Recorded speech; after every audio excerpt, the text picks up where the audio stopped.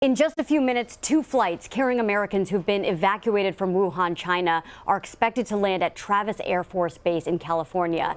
The Chinese city is believed to be the epicenter of the outbreak, and health officials have confirmed more than 24,000 cases of the illness worldwide, with the death toll now at 492.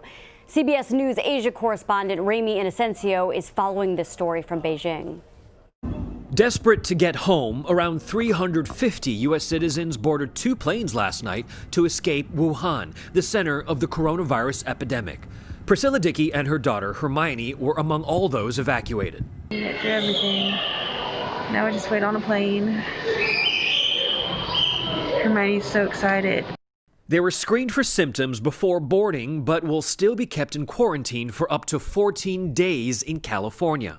What they're leaving behind is a life on lockdown, where social media posts show the tough measures some Chinese authorities are taking. This woman is said to have been arrested in a grocery store for refusing to wear a mask.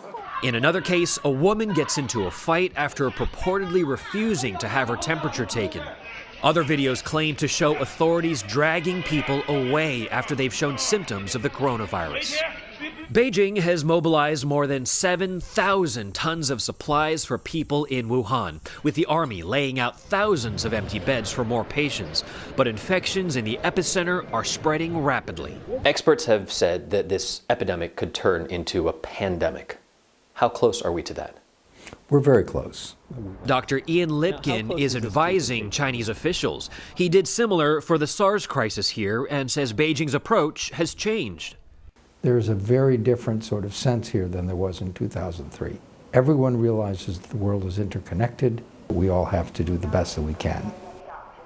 And Ramy joins me now live from Beijing. Ramy, amid this outbreak, passengers are being kept on board 2 cruise ships. One is in Hong Kong, one's in Japan. So why are these passengers not being allowed off those ships?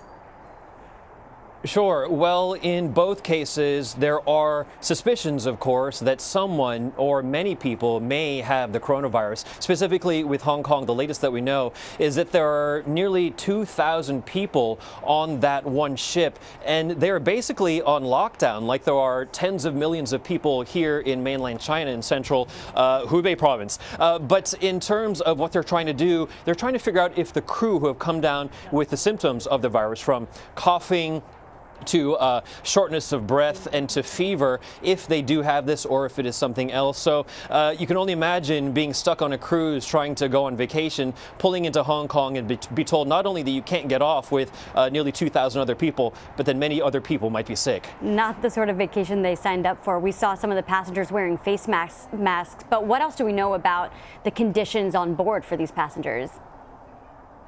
Sure. Well, the conditions on board right now, we don't really know so much. But what we do know is that Hong Kong itself is trying to guard against any possible further contamination. Case in point, Hong Kong's chief executive, Carrie Lam, the top leader of the city, just a few hours ago announced that anyone coming from mainland China would be put under a 14-day quarantine. This is unprecedented for the city. This starts this Saturday, February 8th. And you got to put this into the context of 2003 with the SARS epidemic, the SARS pandemic then. The city is definitely reeling from post-traumatic stress disorder, really, from the contagion then.